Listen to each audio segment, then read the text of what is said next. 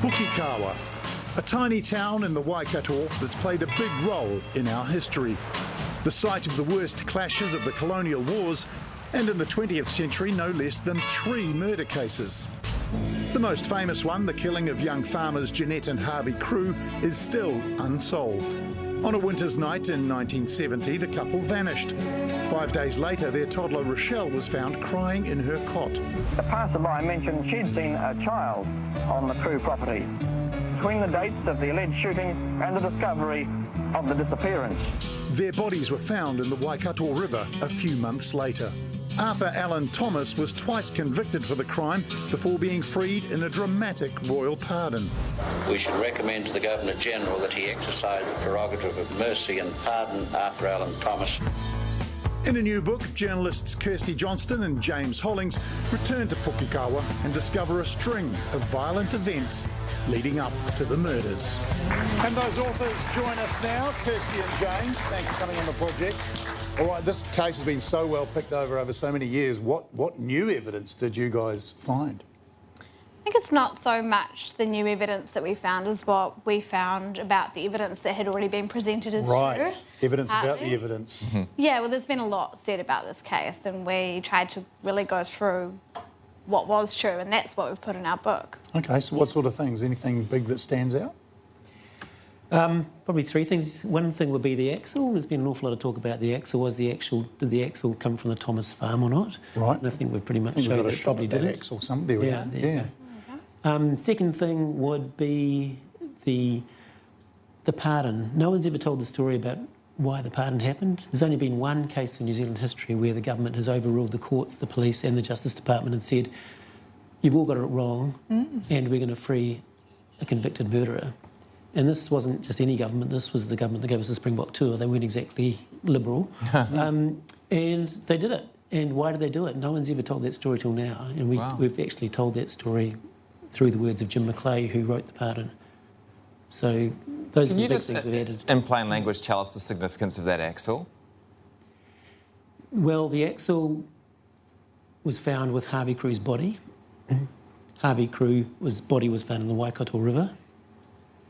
And so it's one of only 3 solid pieces of evidence that tied the Thomas farm to the Crewe murders. The other 2 being the wire that was around his body and the bullets that were found in both bodies. Does someone feed the baby, though? Because I always thought whoever fed the child will lead you to the killer. We've gone round and round and round on this. And at times I really was convinced that the baby wasn't fed. I mean, I don't have children, but I read the evidence and I thought a baby could survive for 5 days and what I'd read from the doctors. But I think we've actually landed at the place where there was good eyewitness testimony from good witnesses that showed people at the house after the killings. And so we think the baby was fed, but I couldn't hand on heart tell you who I think did that. And you spent a bit of time back in Pukekawa. Is it a bit of a spooky place, a small place? What's going on there? Well, it's got a huge history because it was where the Waikato Wars started, pretty much. A lot of blood spilt around there. And then within this area, there's been 3 significant murders, 2 of which resulted in people being hanged, and this 3rd one which didn't. And this particular farm, 3 people died on it, not just the Crews, but Jeanette's uncle as well died in a tractor accident. So it is a little bit... Do you reach a conclusion in your book? Yeah, who done it? Ooh, we should keep it secret. All right, no one's listening. Only the whole nation. We don't reach a conclusion in our book other than to say we think it was somebody local, and we probably think it's somebody who hasn't been named yet. Wow. Oh. Do you think there's any world in which that person gets brought to justice in the future? I'm not an optimistic person, as you are when you see.